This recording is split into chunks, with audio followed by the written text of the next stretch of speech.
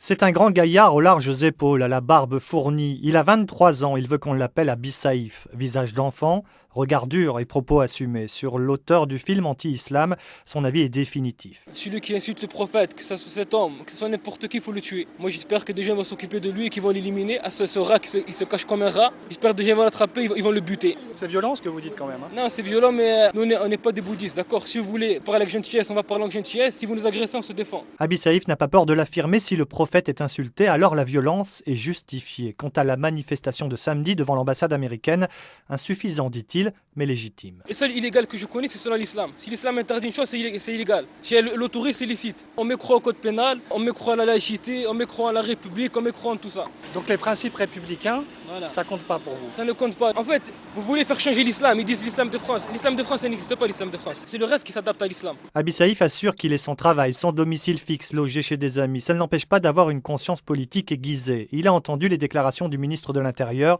et sait que les salafistes sont dans le viseur des autorités. Il est inquiet que la droite récupère ce qui s'est passé.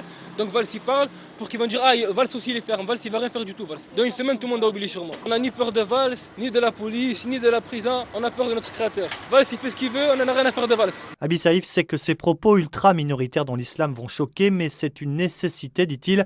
Les musulmans aujourd'hui ne sont plus respectés, les choses doivent être dites.